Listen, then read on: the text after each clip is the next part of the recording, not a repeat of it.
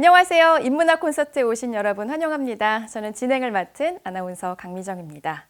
인문학 콘서트 벌써 두 번째 시간입니다. 오늘은 우리 주변의 이야기, 바로 학교 폭력에 대해서 다뤄볼까 하는데요. 무겁지만 피하면 안 되는 중요한 이야기 다뤄주실 오늘의 연사는 바로 김승일 시인입니다. 김승일 시인은 2007년 서정시학 신인상 시 부문에서 등단해서 활발하게 작품 활동을 하고 계시면서 또 학교폭력 근절 운동가로도 활약을 하고 계십니다. 최근에는 우리 동네 이웃사촌 시 낭독회를 통해서 독자 여러분들을 만나고 있는데요. 오늘은 인문학 콘서트를 통해서 여러분을 만나고자 합니다. 학교폭력의 피해자에서 학교폭력의 저항 시인이 된 김승일 시인의 강연 지금 시작합니다.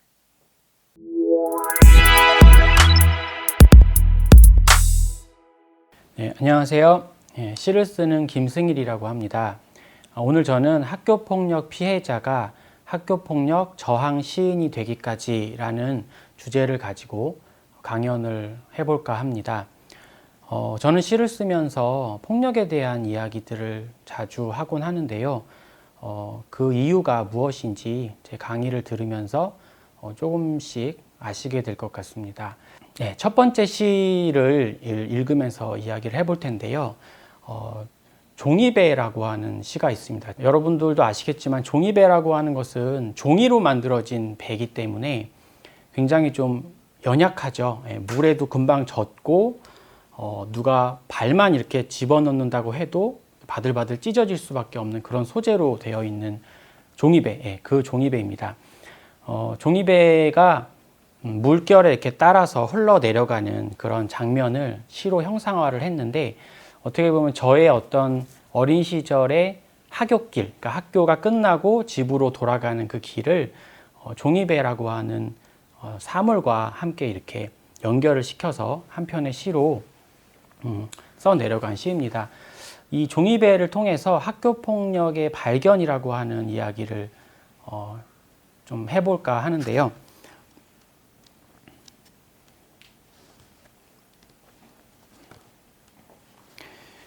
네, 시를 낭독해 보도록 하겠습니다. 종이배. 시, 낭독, 김승일. 이건 멀리 가는 배가 아니에요. 집 벽에 머리를 쿡 찌우면 오후 내내 햇빛으로 마르는 배예요. 책가방과 보온 도시락만 들어가거든요. 친구가 발 한쪽만 넣어도 바들바들 찢어지는 종이배예요. 자꾸 코를 문지르고 소매를 뒤집어 올리지만 배를 반듯하게 접을 수는 없어요. 맑은 콧물이 내려오면 퍼다 버립니다. 골도라면 옆구리에 나뭇잎들이 붙는다는 걸 알아요. 이런 날은 담장에 자주 기대게 돼요. 하나하나 백지를 펼쳐 보이고 싶어도 그때뿐이에요. 속삭여서 생기는 물살로 다른 걸 접을 수는 없어요. 안타까운 예감이 이야기를 끌고 오는 거래요. 약간의 바람을 얻어가는 비밀의 수로가 보이기 시작하지만 멀리서 몽돌 같은 악동들, 종이배를 가라앉게 하려고 징검도를 건너오기도 하니까요. 까맣게 깎은 까까머리들이 자꾸 종이배 옆에서 머리를 감죠. 이 배는 작은 여치나 풀벌레도 세울 수 있다는 걸 어제 알았어요. 더듬이에 걸리고 사마귀 발톱에 박혀 한 사나흘. 겹눈의 방 얻어야 수문이 열린답니다. 바닥을 좀 말리고 가도 돼요. 뒤집히면. 낮잠을 잡니다. 흰 모자인 줄 알고. 바람이 멀리 쓰고 가기도 해요. 그럴 땐 신장로를 구경하지요. 키를 잡고 돛도 펴요. 눈썹을 치켜 올린 메뚜기 떼가 하굣길 진풍경이랍니다. 이 배는 멀리 가는 배가 아니지만 가볼 때는 다 가봤습니다. 창틀에 앉아 볕을 쪼일 때는 별 생각이 다 나는 것이겠지요. 하루가 갔어요. 개울을 건너놓고 끔찍했어요. 건너온 개울이 냄새나고 더럽습니다. 보세요. 따뜻하고 더러운 개울이 흘러넘쳐요. 자꾸 방 안으로, 방 안으로. 네. 시집에서 이 종이배라는 시가 위치한 곳이 시집의 그 앞부분에 있어요. 그 이유가 이 종이배라는 시가 가지고 있는 어떤 성격이 제가 갖고 있는 성정과 비슷하다라는 생각을 하게 됐거든요. 결국 그것은 이 시집이 폭력에 대한 어떤 저항 또는 폭력에 대해서 내가 얼마만큼 고통스럽고 괴로웠느냐를 이야기할 때 이 시가 맨 앞에 위치한 이유가 그만큼 내가 여린 성정을 갖고 있었다라고 하는 것을 말해주고 있는 것 같아요. 어린 시절 처음으로 이제 폭력을 발견하게 된 그 지점이 친구로부터 이제 시작이 됐는데요. 보통 이제 학교에서 이제 수업이 끝나면 집으로 이제 돌아가는 하굣길이 나오게 되는데 한 친구가 계속해서 저를 쫓아오면서 굉장히 저를 괴롭히는 그런 모습들을 보여줬어요. 그러니까 그 친구가 보통 이제 수업이 끝나면 멀리서 저를 부릅니다. 승희라, 승희라 하면서 너 이제 나한테 괴롭힘을 당할 시간이 왔다. 각오하고 있어라. 이제 이런 식으로 얘기를 하면서 저의 하굣길을 이제 예감을 어떤 공포스러운 예감을 저에게 주기 시작해요. 그러면 이제 사실 아이들에게 그 하굣길이라고 하는 건 이제 학교 생활을 다 마치고 굉장히 자연스럽게 이제 집으로 편안하게 돌아가야 되는 그런 시간인데 어떤 누군가가 나를 쫓아오면서 지속적으로 괴롭히고 저를 억압하는 그런 순간들을 맞이하게 된다면 얼마나 그게 고통스럽고 힘들겠어요. 근데 그 친구는 거의 한 학기가 끝나갈 무렵까지 지속적으로 저를 그렇게 괴롭혔던 그 한 학생이 있었습니다. 얼굴이 까맣고 굉장히 다부진 어떤 체격을 갖고 있는 학생이었는데 그 학생이 제가 집에 갈 때 이렇게 집으로 가는 그 언덕길이 이렇게 있었는데 내리막길이 있었죠. 내리막길이 있는데 내려갈 때 그 제가 들고 있는 보온 도시락을 발로 차거나 뺏어서 그 밑으로 굴려버리는 그런 일들을 겪게 된 거예요. 사실은 어린 마음에 그런 것들이 얼마나 힘들고 좀 마음이 아팠는지. 근데 그 학생에게 친구에게 한 번도 저항을 하지 못하는 그런 저의 모습을 발견을 하면서 아, 내가 정말 폭력에 이렇게 확연하게 저항할 수 없는 그런 성격을 갖고 있구나. 나는 왜 폭력에 정면 대응하지 못하지? 같이 맞서 싸우지 못하지? 또 뭐라고 내가 나의 아픔을 토로하지 못하지? 그런 어떤 고민들, 그런 것들이 항상 휩싸였던 것 같거든요. 그래서 이 종이배라고 하는 것이 어떻게 보면 강력한 소재로 만들어진 것이 아니기 때문에 비바람에도 찢겨질 수 있고 그 물의 장력 때문에 벽에 이렇게 딱 붙어버리면 마치 고민에 휩싸여서 어딘가로 가지 못하는 계속 고민을 할 수밖에 없는 정말 여린 아이의 모습처럼 그런 모습으로 그 하굣길을 맞이했던 것 같아요. 결국 종이배라고 하는 것은 저에게 있어서 최초의 어떤 그 폭력을 마주할 수밖에 없었던 한 존재의 슬픔 같은 것들, 그런 것들이 이 시에 녹아 있다고 생각이 됩니다. 그런데 그 종이배라는 게 결국 이렇게 접어서 머리에 이렇게 딱 쓰면 그게 이제 모자 모양으로도 바뀌잖아요. 그러니까 물살을 거스르지 못하는 아주 작은 종이배지만 시적으로 뭔가를 좀 변화를 주고 싶은 그런 생각이 있었던 것 같아요. 그러니까 모자에 쓰면, 머리에 쓰면 모자가 되는 그런 순간들처럼 내가 뭔가 이 폭력적인 상황을 이겨내고 좀 새로운 세상을 꿈꿀 수 없을까? 이런 폭력적인 상황으로부터 좀 벗어날 수 있는 그런 세계는 어떤 곳일까? 이런 것들을 상상하면서 여기 시 9절에도 바람이 멀리 쓰고 가기도 해요. 그럴 땐 신장로를 구경하고 키를 잡고 돛도 편다 이런 식의 표현을 하는데요. 항상 그런 폭력적인 친구로부터 내가 어떻게 하면 벗어날 수 있을까를 상상하면서 그 시절 그런 폭력이 없는 세계 이런 것들을 꿈꾸지 않았나라는 생각이 듭니다.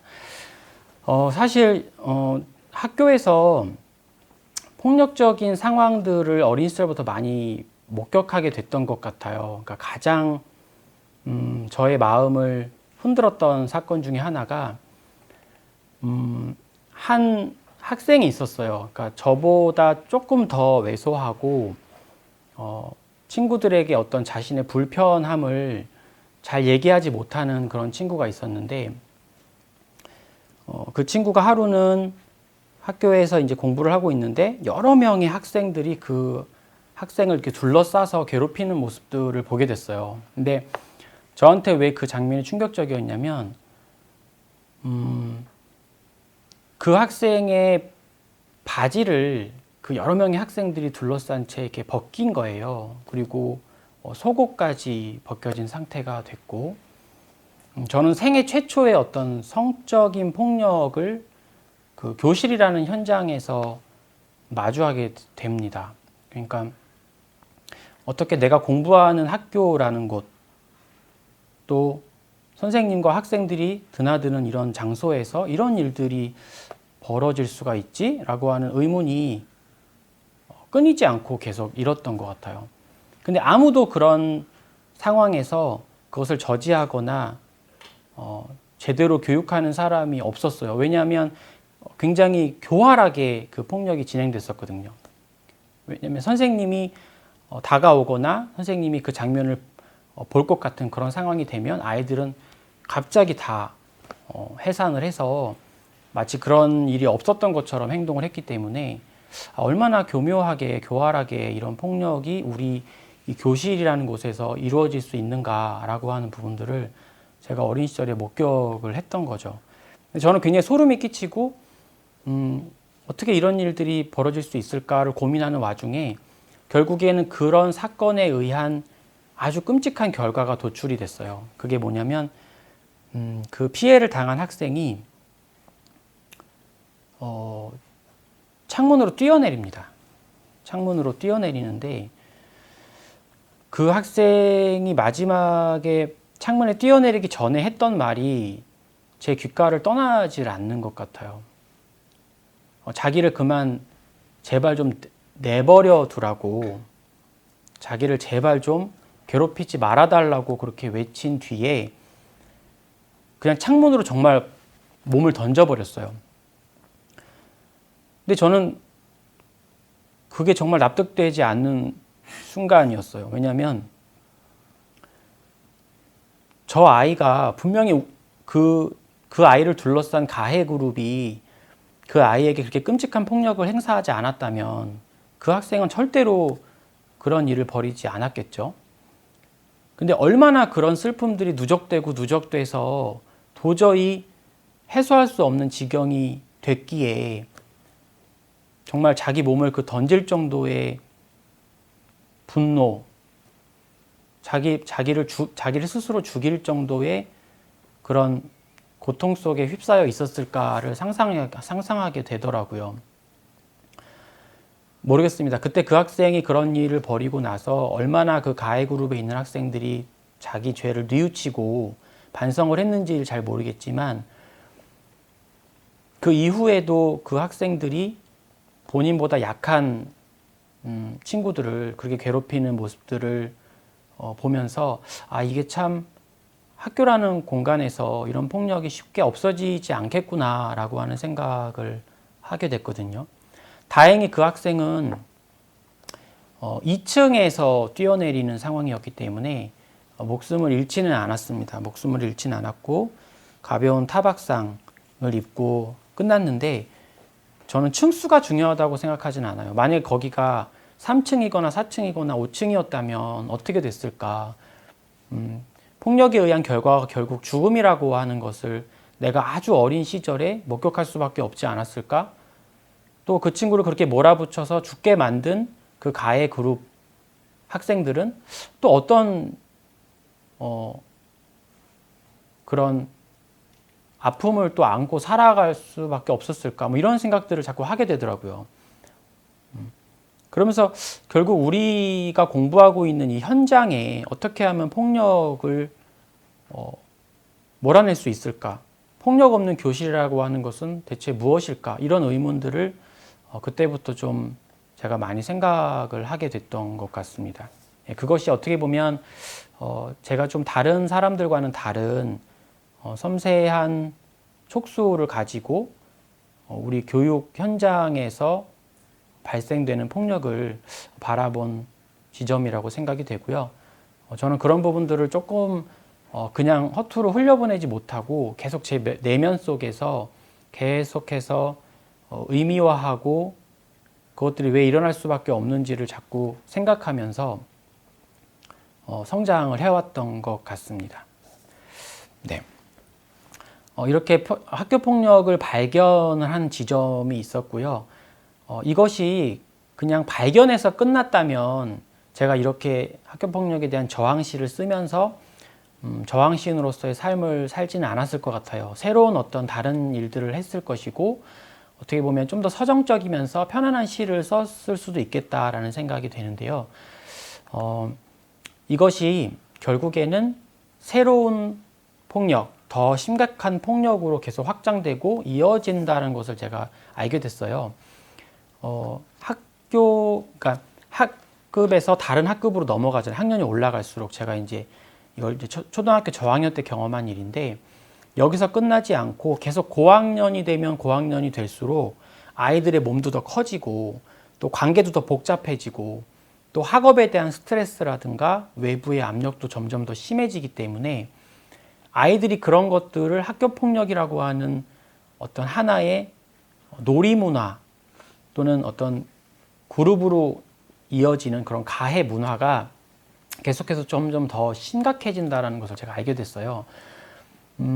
남학생들 같은 경우는 학기 초에 보통 어떤 것들을 하냐면 누가 더 센지 누가 더 강력한 힘을 갖고 있는지를 스스로 이제 보여주고 싶기 때문에 학생들과 학생들 사이에서 그런 다툼이 벌어지는 것을 제가 많이 보게 됐는데요.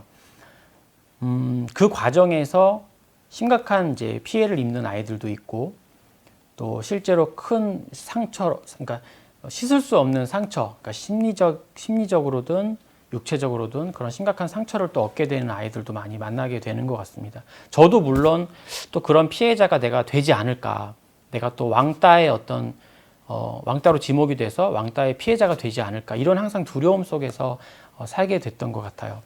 그러니까 초등학교에 저학년 때 느꼈던 그 학교 폭력의 시작점이 결국 점점점 확장되고 확대돼서 더 심각한 학교 폭력이 벌어질 수밖에 없는 상황으로 계속해서 진행됐다라고 볼 수가 있는 것 같아요.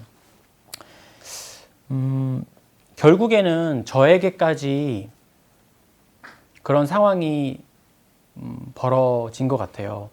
가장 제가 이제 경험할 수 있었던 가장 큰 학교 폭력의 피해 현장을 시로 이제 옮겼는데요. 두 번째 시 화사한 폭력이라는 시를 한번 낭독해 보도록 하겠습니다.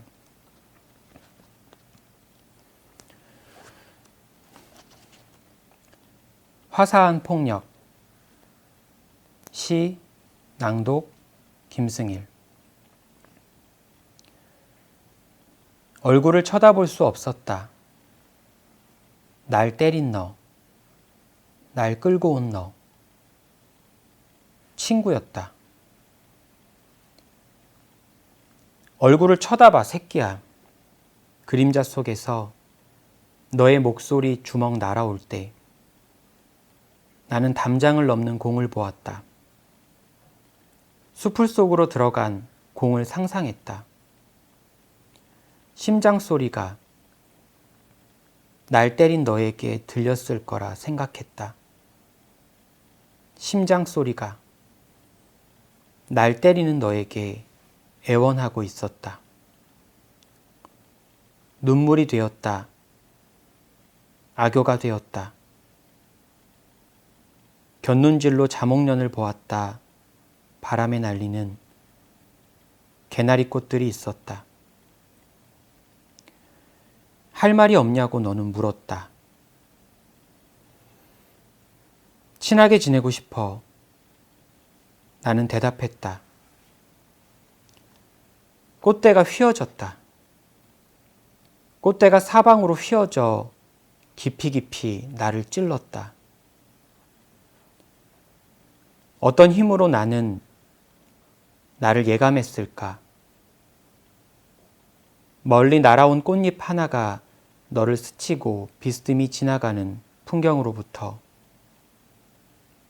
운동장에 얼굴을 처박는 꽃잎들, 끌려온 자목련, 끌려 나온 개나리를 나뭇가지 안에 넣어두고 싶었다. 4월의 담장 안으로 거두어주고 싶었다.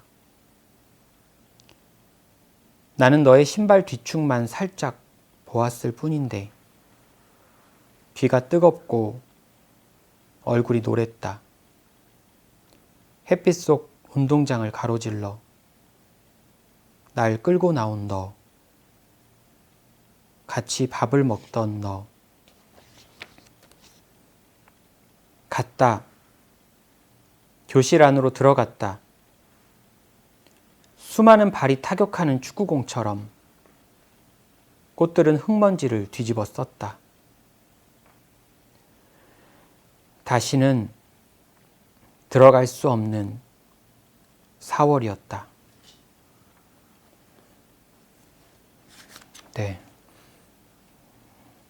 이 시는 제가 학생들에게도 많이 읽어주는 시고, 또 동네 책방에서 하는 신앙독해 때도 많은 독자분들이나 시민분들에게 읽어주는 시인데요.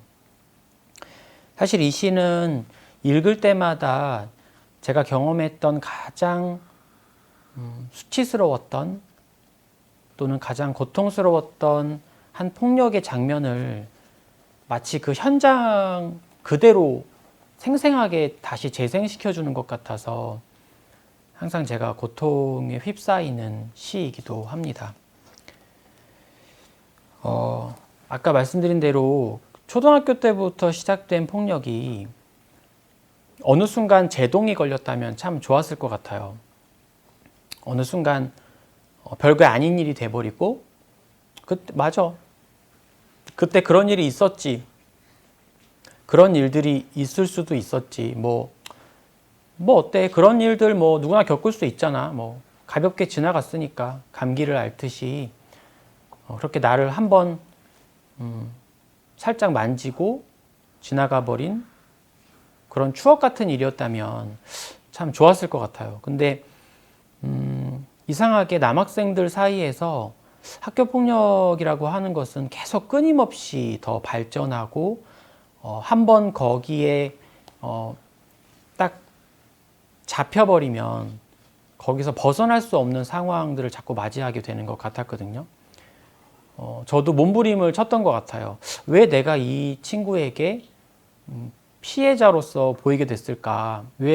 나를 왜 괴롭히고 싶었을까? 이런 물음들을 자꾸 하면서 그 친구 주변을 떠나지 못하고 계속 붙잡혀 있었던 것 같은데, 실제로 이 학생은 고등학교 때 만난 친구예요.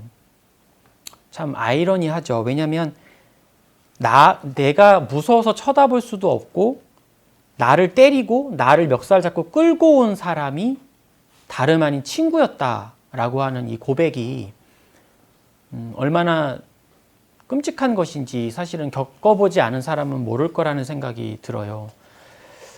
저는 이 친구를 고등학교 때 아주 끔찍한 장면을 통해서 먼저 만나게 됐는데, 이 친구가 그 학기 초에 힘겨루기를 하는, 아주 극심하게 힘겨루기를 하길 좋아하는 학생 중에 한 명이었어요.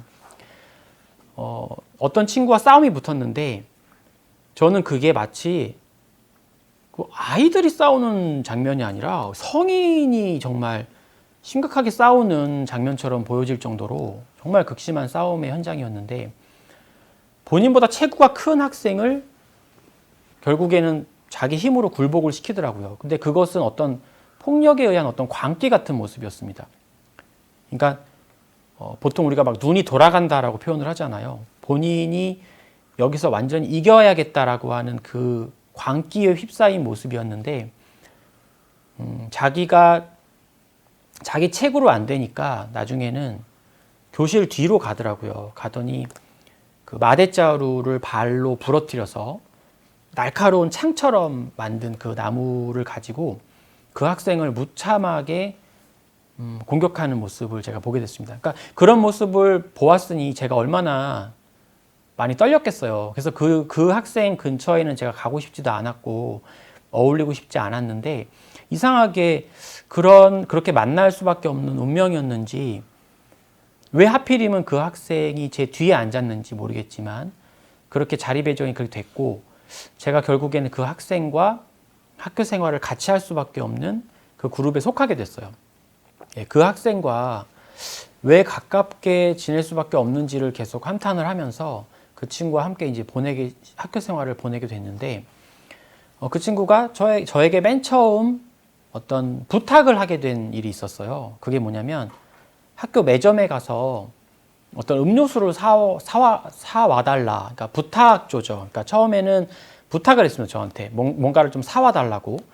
근데 저는 제 입장에서는 친구의 부탁이기 때문에 충분히 들어주고 싶었고 친구가 왜 친구에게 뭘 사다 주는 게 뭐가 잘못된 일이야? 라고 생각해서 충분히 그런 일들을 계속 지속했어요.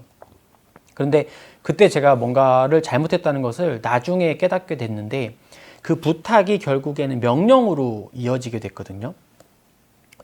결국 어떤 부탁을 명령으로 변화시켰다는 데는 그 학생이 저를 어떻게 생각했느냐가 그 마음이 거기 담겨 있다고 생각이 돼요. 그러니까 저를 그냥 얕잡아 보고 저를 우습게 보고 저를 어떤 괴롭힘의 대상으로밖에 생각하지 않았던 그 아이의 그 학생의 마음이 제가 이제 뒤늦게 알게 된 것이겠죠. 놀라운 것은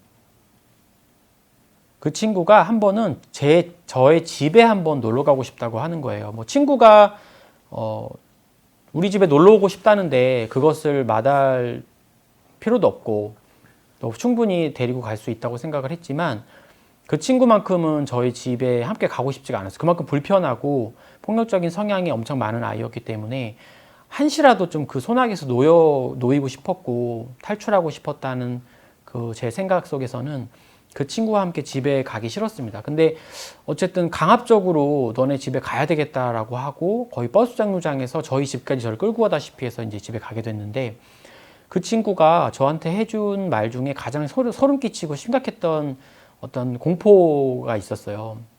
어떻게 아이의 입에서 저런 말이 나올 수가 있지?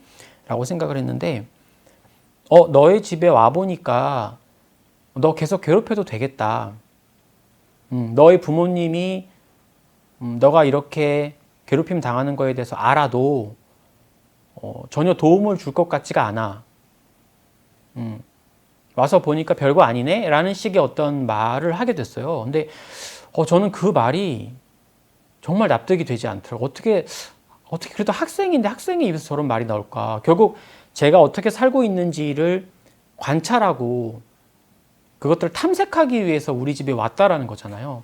그런 장면 자체가 저는 굉장히 소름 끼쳤고 있을 수 없는 일이지 않을까라는 생각 끝에 정말 그 친구와 함께 집에서 시간을 보내는 그 순간순간이 너무나 벗어나고 싶었었던 것 같아요. 근데 정말로 실제로 그 이후로 그 학생의 그 폭력이 점점 더 극심해졌고요. 이제는 명령을 넘어서서 반 전체 아이들 앞에서 저를 굉장히 조롱하고 모욕하는 일들을 서슴지 않고 하게 되는 일들이 자꾸 벌어지기 시작했습니다. 근데 이제 제 안에서도 조금씩 그 저항의 목소리들이 올라오기 시작하는 거예요. 아, 내가 이렇게 왜 살 수밖에 없지? 나에게 있었던 자율성은 다 어디로 갔지? 나는 이런 주체성을 다 빼앗긴 채 내 친구의 어떤 부름에 힘없이 무너져야 하는 그런 존재인가? 나는 계속 이 학년이 끝날 때까지 계속 폭력의 피해자로서 살아가야만 하나? 이제 이런 생각들을 자꾸 하게 된 거예요. 그래서 정말 아주 작은 목소리로 거의 풀벌레의 목소리 같은 목소리로 그 친구에게 말했습니다. 더 이상은 힘들 것 같다. 나 좀 인간답게 살고 싶다.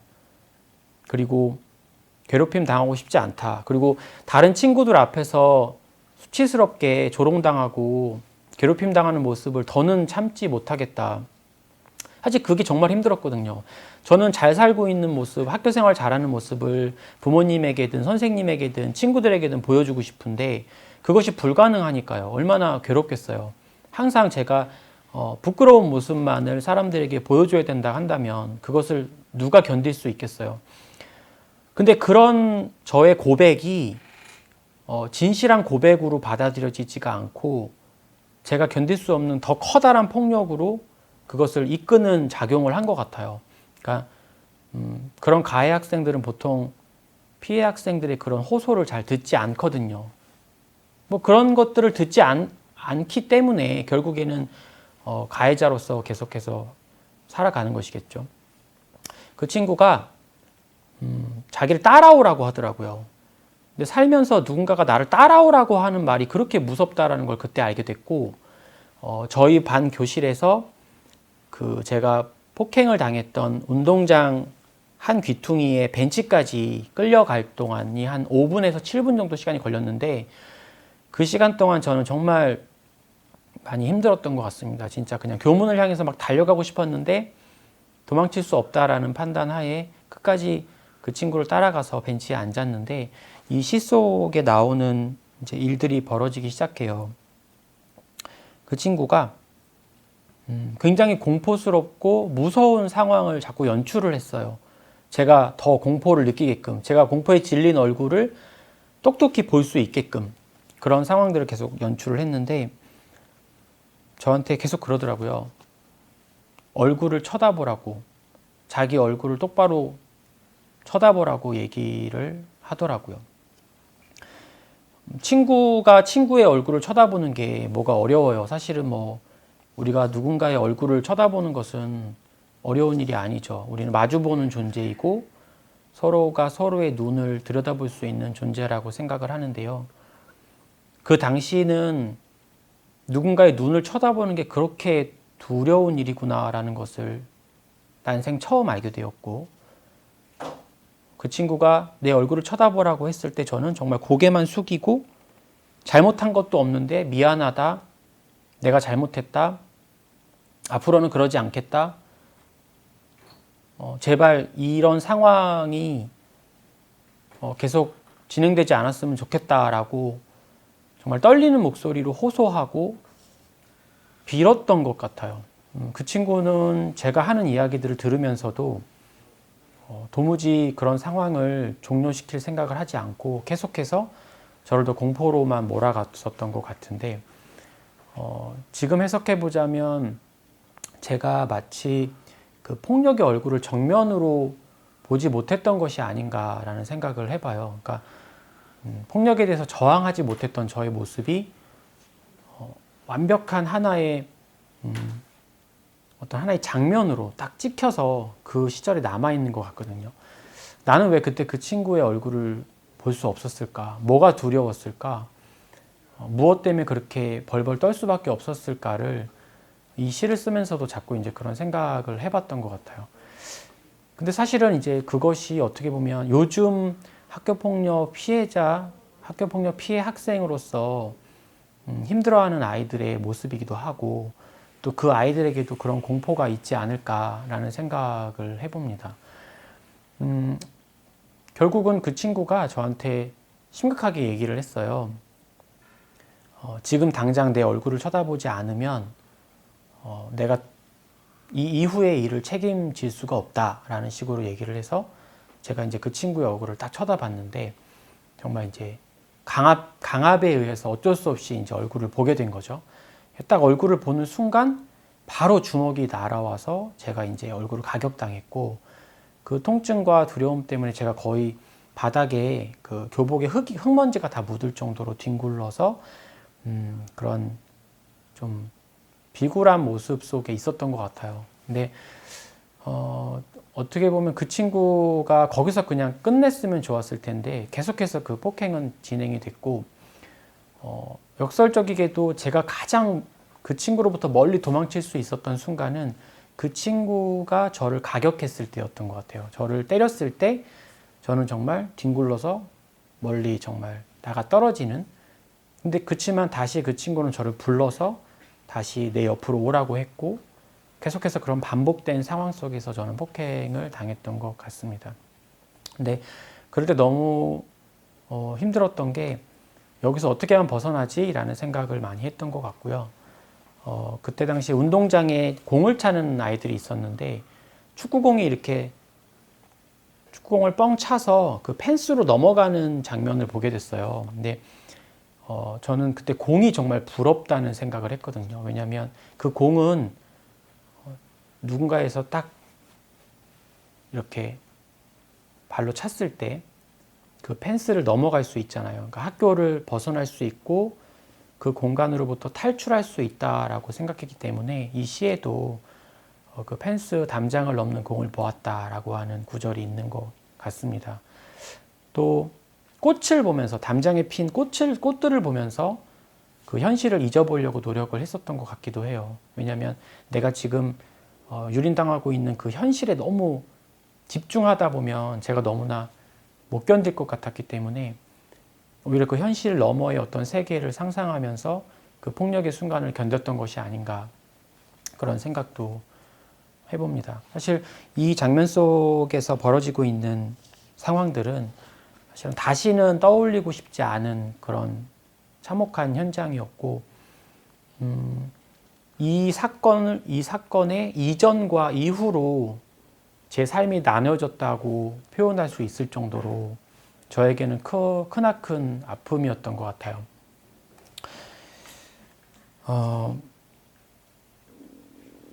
제 심장 소리가 그때 당시에 제 귀에 들렸고, 그 심장 소리는 정말 저를 때리는 그 친구에게 애원을 하는 듯한 그런 느낌이었어요. 제발 더 이상 때리지 말아달라, 나를 살려달라, 나는 여기서 벗어나고 싶어 라고 이야기하는 그런 애원에 가까운 목소리가 저의 심장 소리를 통해서 저에게 들리고, 저는 계속해서 허물어지고 있었던 것이죠. 그렇지만 그 심장 소리가 옆에 앉아있는 그 가해 친구에게도 들렸을 거라고 생각을 했어요. 그 심장 소리는 저에게 들리는 심장 소리랑은 다른 거죠. 저에게는 애원하는, 굉장히 수치스럽지만 그 상황에서 벗어나고 싶은 그런 아픈 목소리였다면, 친구에게 들리는 제 심장 소리는 뭐랄까요, 아무런 저항조차 하지 못하는 그런 비굴한 어떤 한 존재의 비명 같은, 그 친구를 좀 더 즐겁게 만드는 그런 아무것도 아닌 비명처럼 들리지 않았을까. 오히려 그 심장 소리가 그 친구에게 들렸다고 하는 것이 저에겐 굉장히 좀 부끄럽다라는 생각이 들기도 했습니다. 이런 참혹한 현장이 어떻게 끝이 났냐면, 제 안에 있는 모든 슬픔, 고통, 그리고 그 당시에 제가 겪었던 수치스러움이 울음과 함께 다 쏟아져 나오고 나서야만 그 폭력은 끝이 났어요. 거의 무릎을 꿇고 빌다시피 너로부터 벗어나고 싶다고 이야기하고, 제가 뒹굴고 제 몸과 육체에서, 마음속에서 모든 그 슬픔의 에너지가 다 빠져나오고 나서야, 그것이 다 쏟아져 나오고 나서야 결국 그것은 끝이 났다고 생각이 됩니다. 그 친구는 저를 그렇게 만들고 다시 교실로 들어갔는데요. 저는 그 교실로 따라 들어갈 수가 없었어요. 그 자율학습이 끝날 때까지 그 자리에서 모든 수업이 다 끝나서 집에 갈 수 있는 시간이 될 때까지 그 자리에서 제가 머물러 있었던 것 같아요. 종이 치고 나서야 교실로 조용히 들어갔고, 가방을 들고 집으로 정말 슬픔에 젖은 채 걸어갔던 그 기억이 있습니다. 네, 이렇게 화사한 폭력이라는 시에는 제가 직접적으로 경험한 학교 폭력에 대한 이야기들이 담겨 있다고 볼 수가 있습니다. 이 시를 통해서 제가 학교 폭력 피해자로서 살아왔던 삶을 조금이나마 바꿀 수 있었던 것 같아요. 아이들에게 정말 좀 더 다가가고 내가 저항을 할 수 있는 그런 시인으로서 뭔가 요즘 아이들에게 도움을 주고 싶다 그런 생각을 하면서 활동을 하고 있습니다. 어떻게 보면 이것이 학교폭력 피해자가 학교폭력 저항 시인으로 거듭날 때까지의 어떤 과정이라고 볼 수가 있을 것 같아요. 그래서 이런 활동들을 하면서 자꾸 새로운 학생들을 만나게 되는 것 같아요. 그래서 아픔은 아픔과 만나게 된다라고 하는 명제를 제가 갖게 됐는데, 중학교에서 벌어진 집단 폭행 사건 그 피해 학생과 그 어머니를 만나서 이야기를 하기도 했고요. 그 어머니가 학교 앞에서 1인 신앙독, 1인 시위를 하시는 것을 보고 제가 직접 찾아가서 위로해드리고 또 지속적으로 만남을 가지면서 그 학생이 어떻게 그 폭력의 피해 속에서 어떻게 견뎌 나가는지, 어떻게 극복해 나가는지를 함께 좀 이야기했던 일도 있었던 것 같아요. 근데 그 어머니께서 저에게 되게 고맙다고 말씀을 하시면서 계속 끝까지 이런 활동을 하셨으면 좋겠다라고 응원도 해주시고 또 지속적으로 그 아들이 어떻게 치료를 받고 있는지, 어떻게 좋아지고 있는지 이런 부분들을 좀 알려주셔서 그런 에피소드도 저에게 또 있습니다. 그리고 또 학교 교문 밖으로 스스로 걸어나간 학생을 만나기도 했는데요. 그 학생은 제가 이제 학교에서 근무를 할 때 체육복을 입고 그냥 바로 교문 밖으로 나가는 거예요. 그래서 저 학생이 분명히 지금 학교가 끝나지 않았는데 왜 나갈까 하고 뒤따라가 봤더니 거의 이제 거의 많이 울고 난 상태의 얼굴이었어요. 이제 도무지 이제 자기를 견딜 수 없는 상황까지 와서 저에게 말을 하더라고요. 너 왜 학교를 지금 왜 나가니? 너 어디 가는 거냐? 라고 물어보니까, 더 이상 학교에서 배울 것이 없다라고 저에게 얘기를 하더라고요. 그래서 그게 대체 무슨 말이냐라고 했더니 아무도 자기가 이렇게 힘든 상황에 대해서 아무도 관심을 가져주지 않고 해결해 주려고 하는 마음조차 없는 것 같다. 그래서 나는 학교에 지금 남아있을 필요도 없고 더 이상 학교에서 배울 것이 없다라고 얘기를 하는데 그 얘기를 듣고 제가 정말 너무 충격을 받았던 것 같아요. 보통 결국 그런 학생들이 그 길로 그냥 학교를 나가게 되면 말 그대로 자신이 사는 8층 아파트로 가서 자기 몸을 던지게 되는 것이겠죠. 그럴 때 그 학생에게 선생님이 어떻게든 해결해 줄 테니까 일단 교실로 다시 들어가 있어. 일단 교실로 다시 돌아가 라고 얘기하는 건 저는 일종의 사망 선고라는 생각이 들어요. 그러니까 그럴 때는 그 학생이 정말 마지막 어떤 온 힘을 다해서 선생님이든 어른에게 마지막 그 비상 탈출구를 보여주는 거거든요. 근데 그럴 때 그 목소리를 저는 잡아야 된다고 생각을 합니다. 절대로 그냥 방관해서는 안 되고 그때 그런 아이들의 손을 잡아줬을 때 뭔가 저는 사건을 해결할 수 있는 실마리가 분명히 오지 않나 그런 생각을 해보게 됩니다. 그래서 저는 그때 그 학생을 방치하지 않고 손을 붙잡고 바로 교실로 올라가서 그 가해 학생들을 추려냈고요. 그 다음에 학폭위가 열릴 수 있도록 도움과 동시에 그 학생의 상황이 어떤지를 많은 사람들이 알 수 있도록 좀 인도를 했었던 것 같아요. 이제 그런 장면, 그런 사건 뒤에 결국 그 학생이 몇 주 뒤에 이렇게 활짝 웃으면서 다시 등교를 하는 모습을 보고 정말 관심이 필요하구나.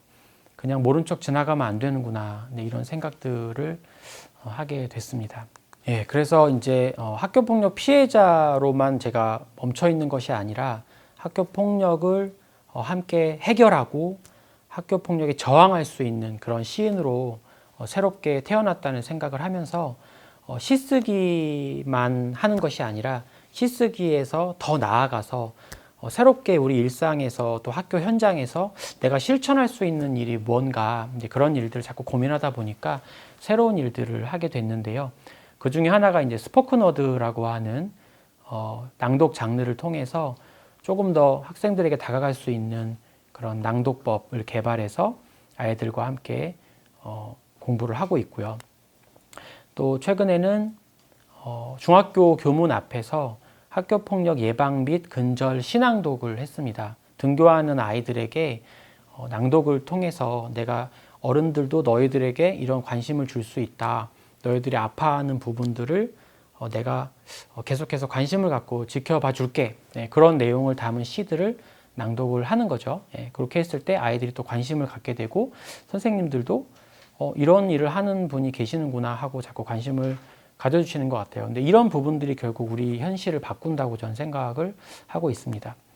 이렇게 또 학교에 가서 신앙독을 하는 모습들도 보여지고요. 그다음에 이거는 이제 작년 겨울에 코로나가 이제 터지기 전이었기 때문에 이렇게 만날 수 있었는데 600여 명 정도 되는 학생들 앞에서 또 신앙독을 했거든요. 그래서 이때도 학교 폭력에 대한 이야기, 또 예방과 근절에 대한 신앙독을 통해서 아이들을 만났습니다. 분명히 저는 이런 상황들이 조금씩이라도 아주 뭐 근본적으로는 아니겠지만 조금이라도 학교 현장을 좀 바꿀 수 있지 않을까 그런 생각들을 하게 됩니다. 예, 요즘에는 동네 책방을 돌면서 일반 시민들을 대상으로 또 이렇게 신앙독을 하고 있고요. 그런 와중에 실제 학교폭력 피해 당사자나 그런 학부모님들을 만나기도 해요. 그래서 그분들이 본인의 어떤 고통 같은 것들을 얘기하면서 그 어떤 나누면서 조금씩 저희가 또 해소되는 부분들도 분명히 있는 것 같습니다. 또 이렇게 시창작을 통한 내면화 교육 같은 것들도 하고 있고요. 단순히 그냥 학교폭력에 대한 이야기만이 아니라 아이들의 마음 자체를 시 교육을 통해서 어루만져 줄 수 있는 부분들이 있지 않을까 그런 생각들을 하고 있습니다. 그래서 전반적으로 이런 활동을 통해서 제가 앞으로도 계속해서 학생들을 만나고 또 학교 현장에서 폭력을 근절할 수 있는 그런 일들을 계속해서 해 나갈 수 있었으면 좋겠습니다. 마지막으로 이 영상을 보고 있는 어떤 학생에게 이 얘기를 전하면서 강연을 마치고 싶어요. 아픔이 있을 수 있다고 생각이 됩니다. 그리고 또 본인의 어떤 저항하지 못하는 그런 나약함 때문에 또는 여러 가지 안 좋은 상황들 때문에 학교폭력 피해자로 계속 살아가야만 하나 이런 고민에 휩싸여 있는 학생들이 있을 수 있다고 생각이 되는데요. 절대로 혼자 생각하고 혼자 극단적으로 판단해서 모든 상황을 마무리하지 않았으면 좋겠어요. 그러니까 주변에 있는 친구들 또 선생님들 어른들에게 이런 상황들을 좀 알렸으면 좋겠고 좀 용기를 가지고 함께 이야기를 나눌 수 있으면 좋지 않을까 이런 생각을 해보게 됩니다. 물론 그것이 어렵다는 생각은 드는데요. 충분히 관심을 갖고 있는 분들이 있으니까 그런 부분들을 함께 좀 의논하면서 현실적인 것들을 바꿔나갈 수 있으면 좋겠습니다. 네, 이것으로 오늘 강연을 마치도록 하겠습니다. 감사합니다. 네, 가슴 아픈 상처를 시로 승화시키고 많은 이들에게 치유와 위로를 주고 있는 김승일 시인의 강연 너무 잘 들었습니다. 정말 감사합니다. 네, 감사합니다. 네, 강연 중에 이렇게 또 직접 시를 낭독해 주실 때 저도 들으면서 좀 마음이 울컥하게 됐는데 직접 체험이 담긴 시를 학생들에게 낭독해 줄 때 학생들의 반응은 어땠나요? 그러니까 신앙독이라고 하는 것의 장점이 네, 그 어떤 현장감을 아이들 마음속에 불러일으킨다는 것에 있는 것 같습니다. 그 시라고 하는 것이 아이들에게 학교 폭력에 대한 어떤 새로운 인식을 심어준다고 생각이 되는데요. 그것은 시 속에 들어있는 어떤 학교 폭력의 현장, 그 현장성, 어떤 현장감 이런 네. 것들을 아이들의 마음 속에 자연스럽게 이렇게 접근시켜주는 그런 역할을 하는 것 같아요. 네. 실제로 학생들도 학교 안에서 얼마만큼의 학교 폭력이 벌어지는지 또 본인이 학교 폭력의 피해자가 될 수도 있다라고 하는 그런 부분들에 대해서 전혀 관심이 없는 것 같거든요.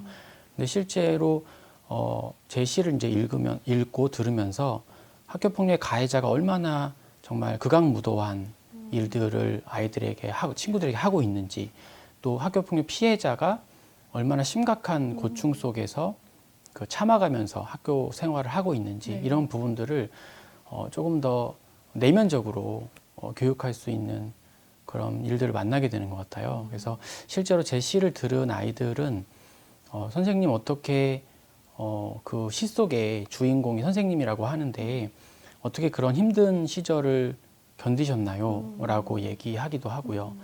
또 제가 실제로 이제 가해 학생에게 그 맞았던 경험을 썼던 시를 낭독을 할 경우에는 실제로 이제 그 현장에 함께 있는 것처럼 아이들이 이제 느끼는 거죠. 그래서 정말 그렇게 친구에게 맞았을 때 정말 고통스럽고 또 외롭고 또 아프셨을 것 같은데 그런 순간들을 어떻게 견디고 이렇게 시로 쓰셨는지 너무나 존경스럽다 이렇게 말해주는 친구들도 있고, 어떻게 하면은 우리가 학교 폭력으로부터 벗어날 수 있을까요? 어떻게 하면 예방할 수 있을까요? 우리도 그런 피해자가 될 수도 있을 텐데 그런 일들이 어떻게 하면 멈출 수 있을까요? 이런 부분들에 대한 이야기들을 자꾸 하게 되면서 네. 자연스럽게 본인들이 갖고 있는 생각과 제가 갖고 있는 생각이 이렇게 만나는 어떤 그런 소통의 지점들을 자꾸 마련하는 것 같아요. 네. 저는 그것이 아주 어떻게 보면 인간적인 학교 폭력 예방 및 근절 교육이 아닐까 그런 생각을 해보게 됩니다. 네. 정말 그렇네요. 네, 우리가 네. 그냥 학교 폭력은 근절돼야 된다 이런 거 머리로 알고 있지만 사실 나랑 상관없어 이렇게 생각하는 사람들도 네, 또 네. 학생들도 많은데 시를 통해서 그거 내 일처럼 느끼고 또 그런 마음을 다독일 수 있는 사람이 된다는 건 그게 바로 시가 가진 힘이 아닐까 네. 그런 생각이 듭니다. 네. 학교 폭력 근절 또 예방을 위해서 많은 활동을 또 하고 계시잖아요. 네. 그러면서 기억에 남는 일들도 많이 있으실 것 같아요. 기억에 남는 일들이 자꾸 생기는 것 같아요. 네. 그러니까 하나하나 이렇게 저의 어떤 폭력 근절 활동 속에 자꾸 누적되어 가는 것을 느끼는데, 그런 데 있어서 제가 작년에 했었던, 그러니까 코로나가 이제 터지기 전에 이제 시작을 했었던 건데요. 네. 한 중학교 교문 앞에서 네. 1인 시 낭독을 했었어요. 예. 혼자서 네, 그러니까 낭독하신 1인이니까 거예요? 제가 정말 혼자서 네, 했는데, 네.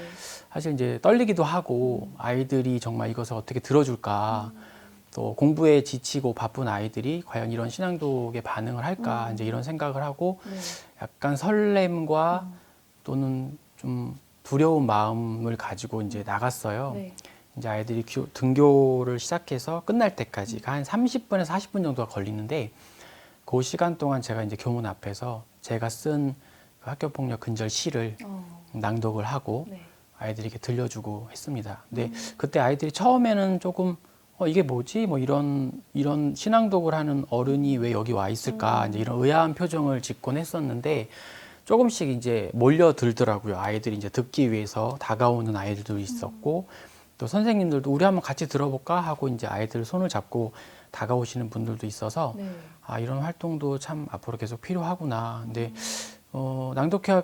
낭독이 끝나고 교장 선생님이 다가오셔서 네. 이렇게 그냥 낭독만 1인 낭독만 할 게 아니라 정말 학교 안으로 들어오셔서 아이들과 함께 이런 주제로, 학교 폭력에 대한 주제로 네. 시도 좀 써보고 같이 좀 나누면 어떻겠느냐, 또 네. 그런 말씀까지 해주시더라고요.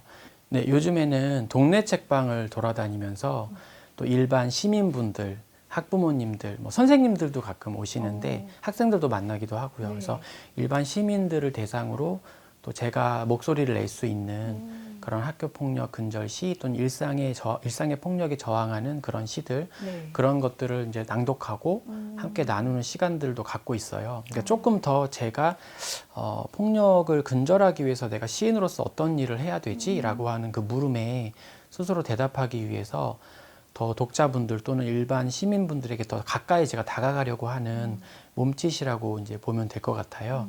근데 거기서 최근에 또 만난 분들 중에 학부모님들도 계시는데, 네. 제가 겪었던 그 학교 폭력에 대한 이야기, 또 만났던 학생들에 대한 이야기, 또 제 시가 이제 경험 위주로 쓰여지다 보니까 그 안에 이야기들을 나누다 보면 실제로 그걸 들으시면서 눈물을 훔치시는 분들이 꽤 많더라고요. 근데 생각보다 그냥 학교 폭력이 우리 일상에 그렇게 많겠어? 우리 아이가 다니는 우리 학교에 그런 일들이 정말 많을까? 일부의 아이들이겠지라고 생각하시는 분들이 있을 텐데 그렇지가 않은 것 같아요. 네. 정말 제가 무작위로 이렇게 다녀보면서도 느끼는 게 독자분들 중에 그런 아픔을 갖고 계신 분들이 꽤 많다는 거예요. 예, 저의 아이도 폭력의 피해자였고 또 그것 때문에 저도 고생을 되게 많이 했어요. 지금도 사실은 현재 진행 중입니다. 뭐 이런 고백을 또 하시는 분들을 많이 만나게 되고 가끔 가다가 이렇게 정말 자리를 거기서 이제 좀 앉아 계시기가 조금 힘드셨는지 잠깐 나갔다가 오시는 분들도 있으시더라고요. 근데 낭독회가 다 끝나고 나서 이제 얘기를 해보면 시인님의 낭독회 또 시인님의 어떤 시 이야기를 통해서 본인이 평상시에 갖고 있었던 그런 슬픔이나 고통들이 시적으로 승화됐다. 좀 공감할 수 있었다. 우리 아이만 아팠던 것이 아니구나. 함께 아픈 것들을 나눌 수 있는 사람들이 주변에 있고 이런 이야기들을 나눔으로써 우리가 조금 더 건강한 일상을 회복할 수 있지 않을까.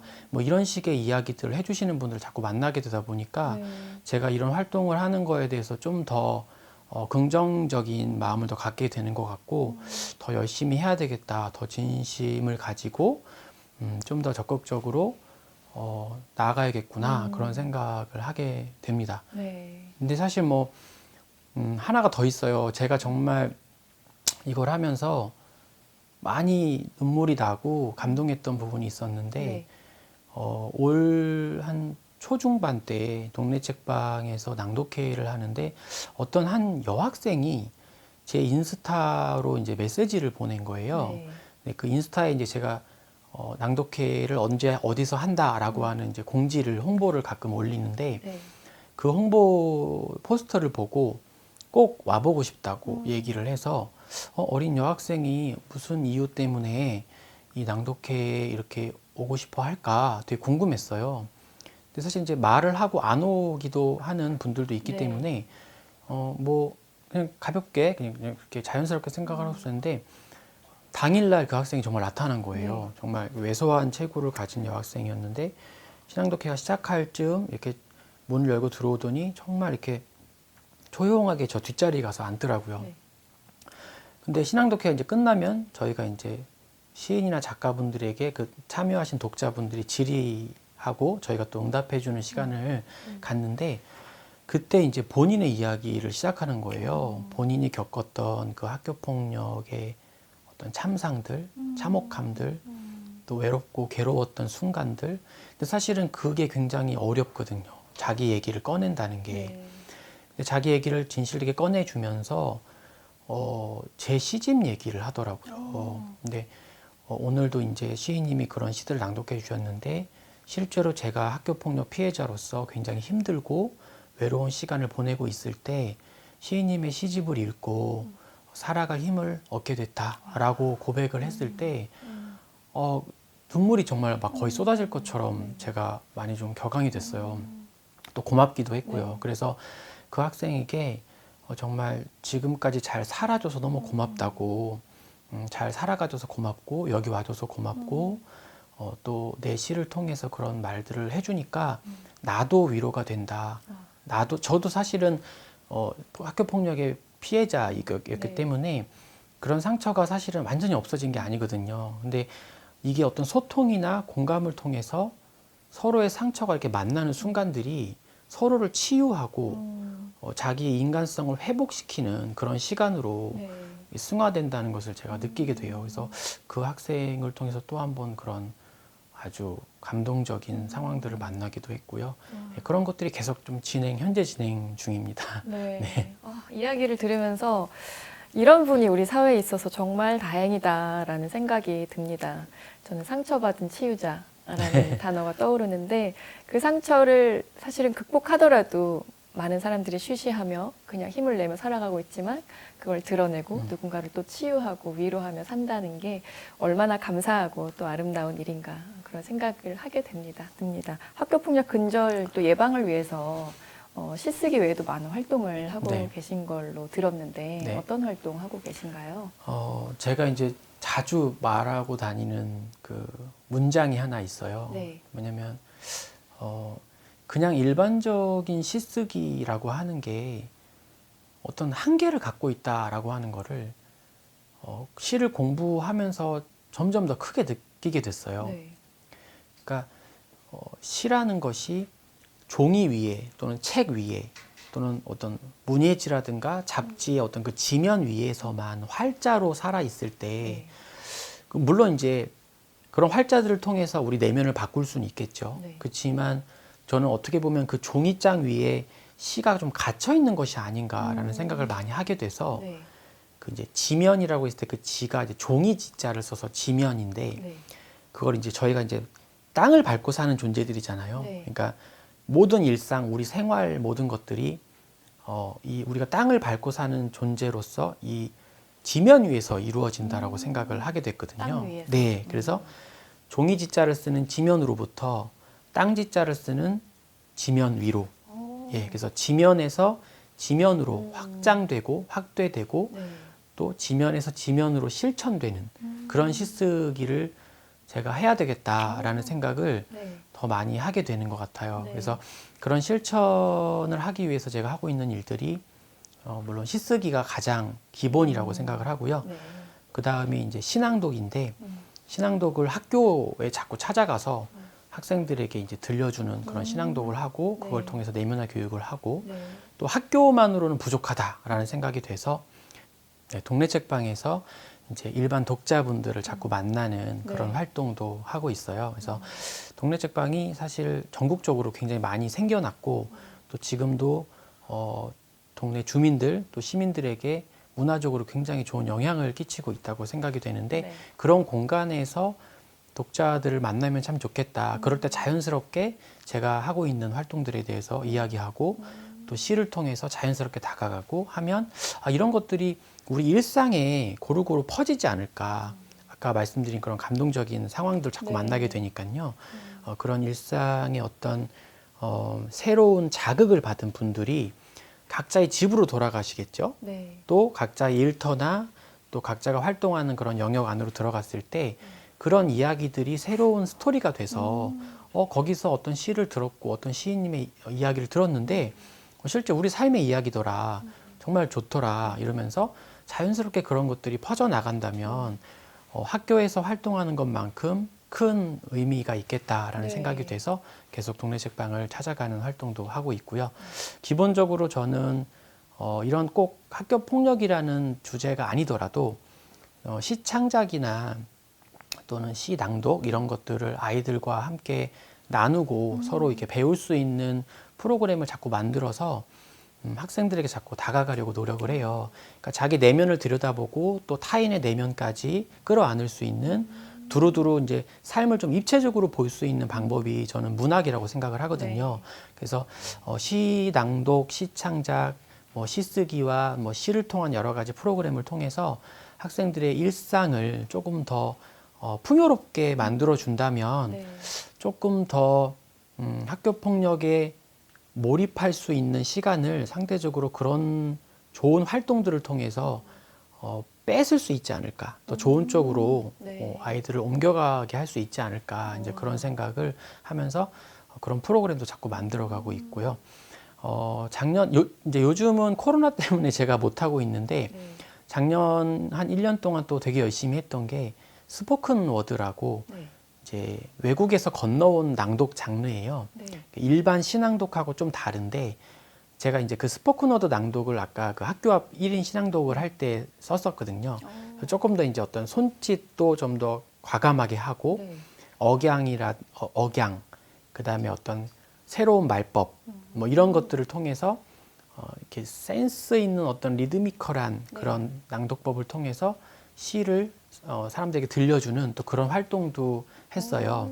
그래서 이렇게 심지어 외국인 분들 앞에서도 네. 제가 제 시를 외국어로 번역해서 와. 이런 그 폭력에 대한 시들을 저항 시들을 또 들려주기도 하고 네. 그래서 그런 여러 가지가 결국은 시라고 하는 게 항상 중심에 있는 또 그것들을 통해서 폭력을 완화하고 또 새롭게 좋은 인간적인 것들로 갱신시키는 그런 활동을 자꾸 하게 되는 것 같습니다.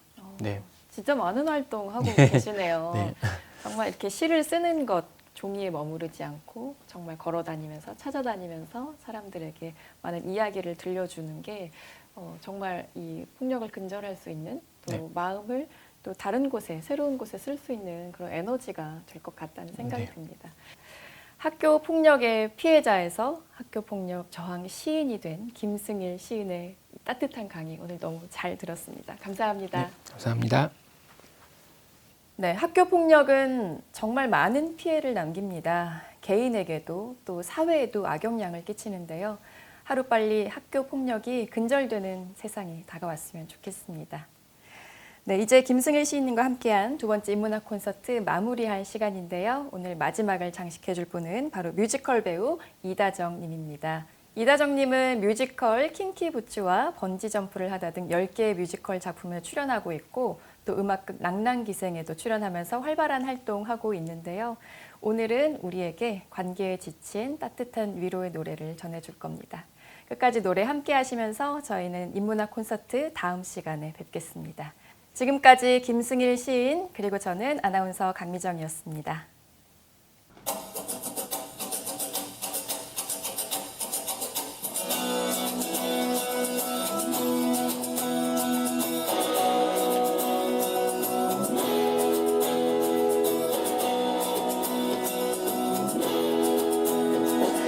Seven a.m. the usual morning lineup. Start on the chores and sweep till the floors are clean.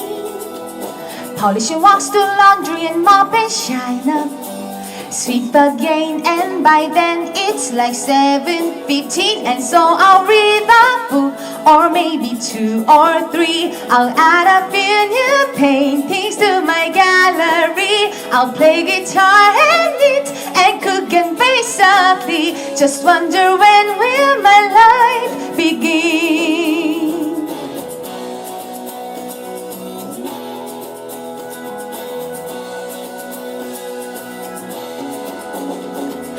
Then after lunch is powders and darts and baking. Paper mache, a bead, a palette and chess.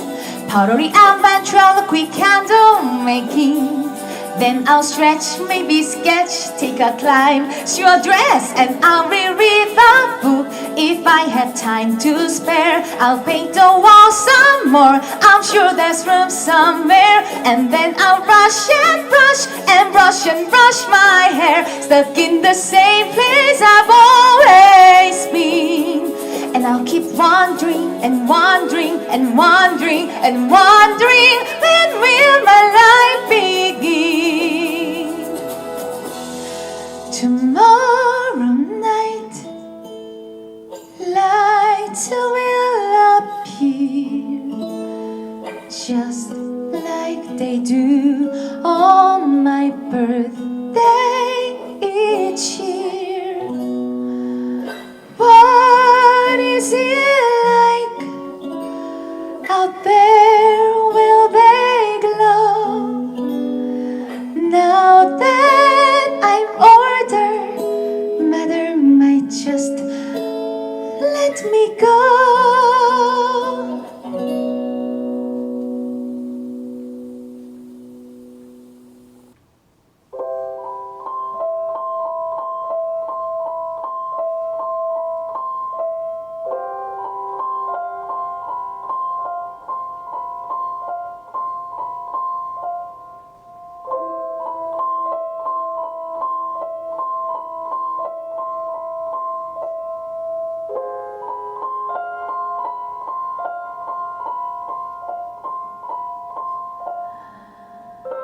혹시 들은 적 있니? 바람의 노랫소리를 내가 세상에 오기 전부터